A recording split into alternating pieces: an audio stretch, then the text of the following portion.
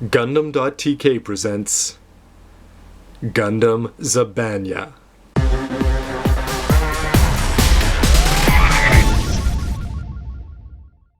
What's up again, everybody? This is Robert184, Gundam.tk, and I'm here to finish up my review of the high-grade Zabanya 1/144th figure from the movie Gundam 00. The first thing I should mention is that this was a fun build because it's pretty simple to put together, a lot of parallel parts, the legs are the same, etc. And big parts are detrimental, of course, in the eyes of some, but it makes everything easy to put together.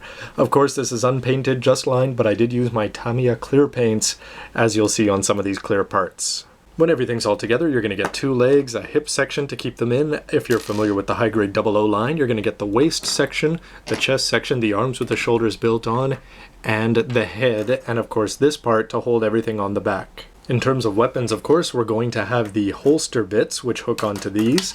Then we're going to have the rifle bit 2s, and these very easily transform into the GN pistol bits. You also get this one clear part, which I was excited about until I realized that you need the high-grade Caradum stand to attach this on. If you have that, you can use these holster bits and make a pretty cool looking shield, but otherwise this is just going to sit in a Ziploc and never be used by me.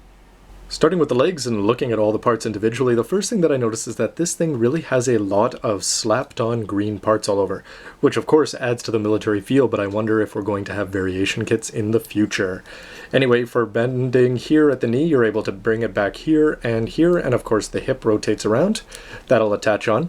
This green part just sort of pops on, it doesn't swing up. You'll see that some of the other parts do. These pop in on the sides. This ankle part moves, and the ankle mechanism, if you can see it in there, is able to give the foot a fair bit of mobility, but otherwise it doesn't move, and again some slap-on ammo type looking packs there. The waist section, just like everything else on this Gundam, looks like everything just wants to open and send out a whole stream of missiles. For colors, we're just going to have the green and red on top of gray, of course, and nothing too fancy going on here, and of course this is where we're going to attach on the holsters. Simple but effective chest unit here, and we're going to have some mobility here at the bottom on the waist. And what's sort of interesting is that if you open these up, of course you're going to have some missiles in there. If you want to put in some lining or some paint, you can make that look good.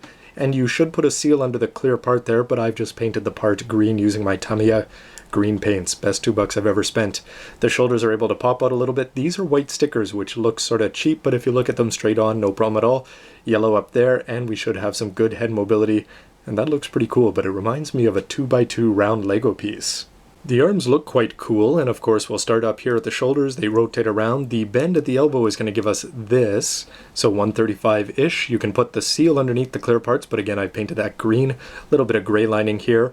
But where this sort of disappointed me was just in the amount of stickers. There's stickers all over the shoulder and down here. And that would have been better if they were parts. But something that was sort of cool is that you're able to pop this part off quite easily, and if you saw my Raphael review, you see that they use this double step mechanism, so you can attach it, let me just see if I get that lined up right, like this, and it'll stay locked in place fairly well, which I prefer to some sort of bending up and down mechanism in something 1/144th size. Also, the wrists are able to move like this, and the manipulators, of course, are just on ball joints. The attachment for the holster bits is awesome for one simple reason.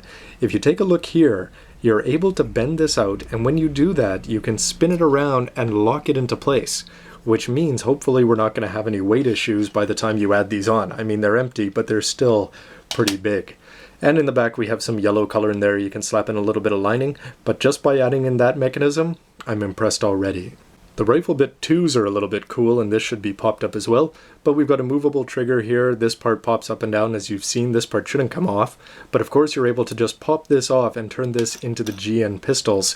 And this is a clear part here, and you put a white sticker on either side. I thought about painting that to go along with the theme of the other Gundams, but they didn't do it on the box, so I refrained. But anyway, may do that after. Now what's sort of cool about this is if you push this in and push this up, what happens is you can actually put that not in all of them because these ones are sealed up, but you can pop it into here, and though it's a little tricky to pull out, bang, conceivably we have lock-on Stratus with one of these in each one of the holsters, which is a pretty cool gimmick, I have to say. Good job on the head by Bandai, and it's pretty simple and straightforward to put forward. You've got a good deep channel there if you want to put some lining around the red goatee, so that looks pretty good. mostly just big white pieces. I like how the antenna streak back. That seems very Karadim and Dynamiz-ish.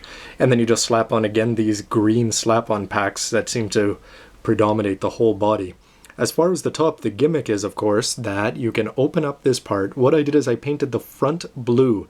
If you put the sticker on, this part is silver at the back and the front is purplish, but I just went with my blue.